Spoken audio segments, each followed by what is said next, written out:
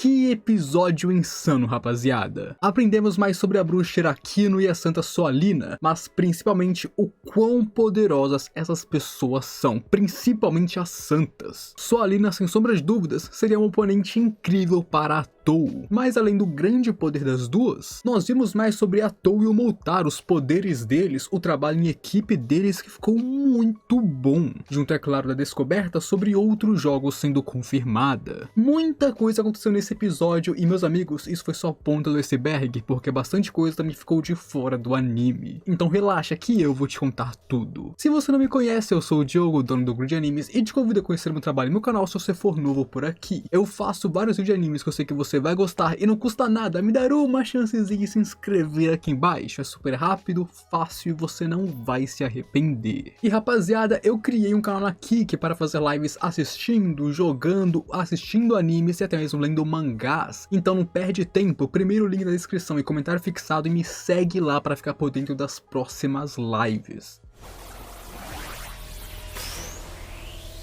E o começo do episódio foi bem fiel à novel, com a Atou limpando mais uma leva de bárbaros, e a Annelise estando aterrorizada com ela, porque o poder que a Atou tá mostrando tá insano. Onde a diferença que nós teríamos aqui é que essa não foi a primeira vez dela fazendo isso, a Atou já está limpando essas hordas há um bom tempo, e está começando até mesmo a ficar irritada com isso, porque toda vez que ela para querendo tomar um chazinho, porque aqui em Dragon Tan descobrimos que tem um chá bem raro e bem gostoso, ela não pode, porque quando ela senta pra beber, monstros chegam e ela tem que ir lidar com os monstros. E sobre as pessoas chamarem ela de polvo por causa do Pepe, isso é hilário. Mas é melhor ainda porque as pessoas de Dragon Tan veem ela como uma mulher polvo, uma demi-humana do modelo polvo. Por isso que eles são amigáveis com ela. Eles não veem ela como uma criatura maligna que parece um polvo, não. Da mesma forma que existem os elfos, os homens-cachorro, os homens-gato, a mulher-vaca, ela é uma mulher polvo pra eles. E claro, enquanto limpava as hordas, como nós já sabemos, Atou ganhou várias habilidades e elas são: sobrevivência ao ar livre, aprimoramento de estamina, aprimoramento de força e regeneração, com seu próximo alvo sendo a pele de pedra dos golems, e elas são habilidades bem legais. Elas não são as melhores habilidades que existem, mas são boas habilidades que deixam a Atou mais poderosa, sem a necessidade de requisitos ou condições, são habilidades passivas que aprimoram ela. Basicamente, a Atou está ficando mais forte de graça. E nessas lutas, é interessante ver como a Atou e Moltar lutam com uma ótima cooperação, ele usando magia de suporte lá de trás e ela aniquilando os inimigos pela frente. Isso não apenas nos mostra mais da força de Minogra, mas que além de pura força, o trabalho em equipe também está em dia, e isso é muito importante em um exército, obviamente. E é na batalha conjunta dos dois que aquele gigante da colina dropa aquela moeda de ouro, trazendo um evento que mudaria tudo. Mas antes de falar sobre a moeda de ouro, a Atou primeiro falaria com Moltar sobre a mina de veio do dragão, onde o velho está bem animado em trabalhar com ela aqui, vendo que a mina só continua se expandindo e melhorando, com os dois já planejando o que eles vão fazer com essa mina, aprimorar o território de Minogra, ganhar mais tecnologias, eles já estão com a mente a milhão. E depois disso, ela falaria sobre a moeda de ouro que dropou, e ao mesmo tempo, aquela horda gigantesca começaria sua marcha para Dragon Tan. Porém, também ao mesmo tempo, outra horda começaria sua marcha para Minogra, que foi uma visão que até assustou Takuro de tão de repente que ela foi, onde Isla também notaria prontamente e iria falar com ele, ao mesmo tempo que a Atou o contatou para falar sobre suas suspeitas. E é quando é confirmado que outros jogos também vieram para esse mundo, e agora eles estão lidando com um RPG, onde a Kitakuto colocaria o cérebro para pensar e analisar a situação, as informações que ele tem, vendo tudo que ele pode, o número de inimigos, o número de tropas, como ele pode superar essa crise e tudo mais. Ele começou a pensar como sempre. Não se esquecendo, é claro, de investigar o RPG contra o qual ele está lidando. E claro, com o Takuto descobrindo que jogo é esse que eles estão contra, ele conseguiu começar algumas contramedidas, afinal ele já jogou aquele jogo. E quando ele descobriu isso, ele também percebeu que tudo o que estava acontecendo era perfeito demais para ser verdade. É quase como se tudo isso fosse um evento programado de um jogo. E pensando nisso, ele realmente acredita que pode ser verdade. E ele caiu nesse evento sem nem perceber, o que faz ele não gostar da situação. Afinal, é como se ele fosse um personagem em um jogo. Ele pensava que como rei de Minogra ele perceberia essas coisas, ficaria de volta dessas coisas, ele não é um personagem, mas no final ele acabou sendo mais um dentro do evento. As coisas já começaram e uma grande história começou a se desenrolar, e isso é uma das piores coisas que poderiam acontecer, principalmente porque a força do seu inimigo é desconhecida no momento, e por isso que ele foi até Isla para falar da situação que é bem ruim, e que o inimigo é de um jogo de RPG chamado Brave Questers, e eles estão contra o Lorde Demônio e seu exército. Para Isla, a melhor situação seria negociar com eles pacificamente, mas isso não vai rolar, principalmente porque seus inimigos estão sob um conjunto diferente de regras, ou seja, os dois seguem mecânicas diferentes, sendo de jogos diferentes com lores diferentes. E Takuto tinha uma expressão pesada, pensando que forças que normalmente nunca se cruzariam estão prestes a se encontrar nesse mundo desconhecido. Por outro lado, também tivemos a cena com a Irakino e a Santa Soalina, e isso aqui foi bem da hora, eu acho que essa é a minha cena favorita do episódio. Quando Soalina chegou na Cidade Fantasma, ela escutaria uma música que nunca ouviu antes, uma música que a Irakino cantava, uma música sobre Deus não rolar dados e não existir esperança, onde eu não vou mentir que a Irakino é muito chave, a personalidade dela é muito da hora, principalmente quando ela está na frente da Santa Soalina, que é alguém muito séria e chata. E a novela descreve a forma como Irakino age como se ela fosse um Pierrot, ou que se você não sabe, Pierrot é um personagem de comédia, basicamente aqueles palhaços tristes. Sabe quando você está assistindo alguma coisa de comédia e você vê aqueles palhaços que têm lágrimas no rosto? Não aqueles palhaços alegres, mas os tristes? Então, Irakino deveria agir como se fosse uma Pierrot segundo a novel. Onde aqui também descobrimos que Irakino já foi executada pela igreja 17 vezes e voltou à vida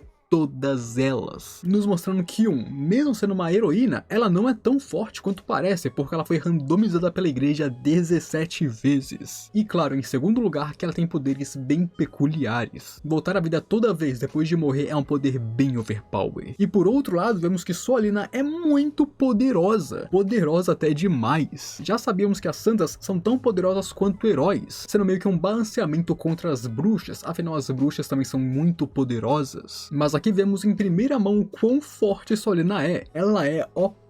A forma como todos os zumbis de Irakino viraram cinzas ao serem queimados pelo fogo do inferno que a Soalina invocou foi insano. Esse é um nível de magia que poucos nesse mundo podem usar, e a maior parte deles estão em Minogra, porque só eles são tão poderosos assim. E logo em seguida ela usa seu cajado para finalizar Irakino de uma vez por todas. Onde mesmo ao morrer, a Irakino fala sobre como esse jogo é uma merda, se perguntando onde está o seu New Game Plus, nos mostrando que como ator, ela também sabe sobre os jogos, provavelmente tendo vindo de um também, embora ela pareça pensar que este mundo é um jogo e não um mundo onde jogos foram conjurados. E também nos é revelado que Soalina não expôs as verdadeiras habilidades de Irakino, com a bruxa ainda não tendo mostrado suas cartas, ou seja, mesmo quando ela morreu aqui, ela só morreu tão fácil porque ela não mostrou seu real poder. E além disso, toda vez que Irakino revive, ela volta um pouco mais forte do que antes, com Soalina pensando que a diferença de força delas está diminuindo cada vez mais e mais, e então em breve vai chegar o momento em que a bruxa vai ser mais poderosa do que ela. E é por isso que ela tá com pressa para saber como que a bruxa sempre revive, para acabar com esses reavivamentos, e assim poder acabar com ela de uma vez por todas. E então voltamos para Tu, que lutou contra o General Demônio Pedra de Gelo. E sim, o nome dele é Ice Rock, ou seja, Pedra de Gelo ou Rocha de Gelo. Esse é o nome dele. E o seu companheiro se chama Fleming,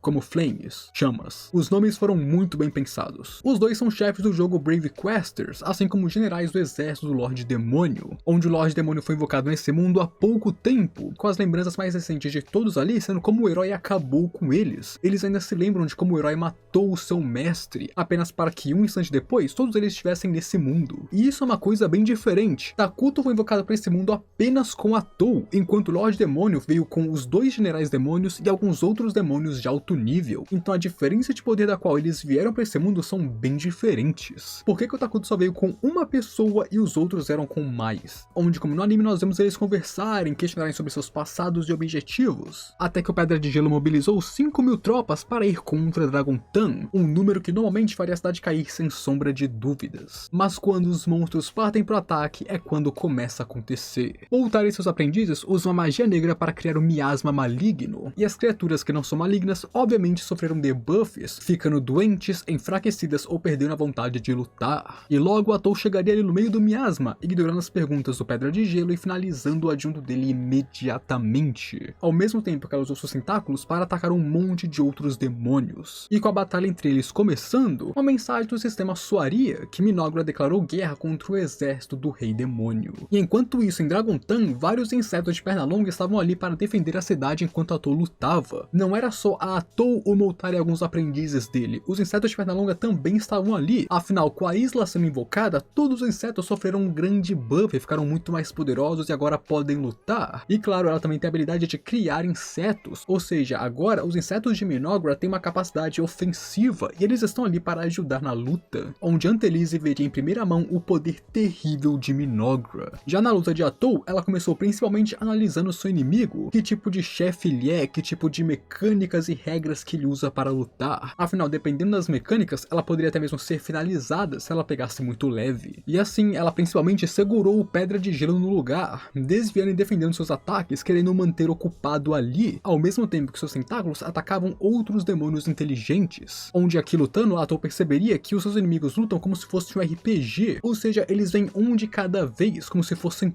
turnos, e nisso ela percebe que realmente existe uma mecânica que reina sobre eles. Já a mecânica dela, como nós vemos no anime, é diferente, afinal, em um jogo 4x, eles lutam entre exércitos e não entre pessoas. E assim, ela começa a provocar o Pedra de Gelo, e pra mim, essa foi uma das minhas cenas favoritas do episódio, junto da cena da Irakino. A maneira como a Tou humilha seu adversário é coisa de outro mundo, o jogo mental dela está em outro nível. E ao mesmo tempo, no campo de batalha, os inimigos caíram em desvantagem, porque eles tinham que se preocupar com o miasma, com a Tou, com os insetos que ficaram mais fortes por causa do miasma, as flechas que vêm de Dragontan e, claro, os aprendizes do Moltar. Então os monstros estavam em grande desvantagem aqui. E por isso que a Tou decidiu que era melhor finalizar logo o Pedra de Gelo. E claro, antes de finalizar ele, ela começaria sua tortura, seu jogo psicológico. E enquanto ela atormentava ele, ela ria demais. Ela ria tanto que lágrimas caíram dos seus olhos. Ela se divertiu muito humilhando ele. E isso foi tão foda que o Pedra de Gelo, que é um subordinado do Rei Demônio, que deveria ser tipo o ápice da maldade, o ápice de um ser maligno, viu a Tou como se ela fosse a encarnação do próprio mal, do puro mal. Sim, amigos, aquele que deveria trabalhar para o ser mais maligno de todos, viu a Tou como o ser mais maligno de todos. É isso o quão horrível a Tou é. Onde então eles se preparam para uma troca final, com a Tou animada para esmagar seu inimigo. E aqui ela dominou ele, ela arrancou um dos braços dele, ela encheu ele de cortes, ela fez ataques críticos, ela começou a partir para cima dele e ela brincou com ele. Até que, como nós vemos no anime, ele usou seu ataque final, seu ataque secreto, prendendo ela no chão e então a cortando. Onde aqui, imediatamente, ela percebeu que não foi o gelo que prendeu ela no chão, e sim uma força invisível. No caso, um ataque com acerto garantido, e se é garantido, alguma coisa tem que forçar ela a ficar ali para que o acerto aconteça. E então ela ficou extremamente irritada com algo que ela nunca experimentou antes, e começa a analisar a situação, onde ficamos sabendo que o dano que ela recebeu aqui, embora o anime tenha sido rápido e fácil, na verdade foi imensurável, foi um grande dano que ela recebeu aqui, tanto que depois da batalha ela continua com dor. Esse ataque só não foi pior porque ela absorveu as habilidades de um monte de monstros anteriormente, e isso ajudou ela a ficar mais forte, porque senão o dano teria sido catastrófico. E assim, em seguida, ela acabou com ele com seus tentáculos, e depois disso seus alvos foram os monstros no campo de batalha, e em poucos minutos a batalha acabou, com ela finalizando todos. E embora vitoriosa, a Tou sentiu seu orgulho ferido, porque a dor em seu abdômen era muito grande, mostrando que ela realmente foi descuidada. Onde depois da luta e de refletir bastante, ela decidiu conectar sua mente com a de Takuto, apenas para descobrir sobre o exército que está marchando em Minogra. E na verdade, Minogra já foi invadida, uma das cidadelas dentro da floresta já está com inimigos lá dentro. Mas com isso, o resto é no próximo episódio, meus amigos. E o que vocês acharam disso? Gostaram? Porque pra mim isso aqui foi sensacional, um dos melhores episódios até agora, sem sombra de dúvidas. Até as cenas de luta pra mim ficaram melhores que em outros episódios. Agora, no próximo episódio, a Isla vai ter um papel crucial. Essa inseto vai ser importante, e nesse vídeo você aprende mais sobre ela, porque conhecemos pouco até agora. E não se esquece de se inscrever no canal se não for inscrito ainda, deixar o gostei para apoiar o meu trabalho e me seguir na guia aqui embaixo, porque lá você vai acompanhar as lives quando acontecer. Então me segue lá e não se esquece. Agora,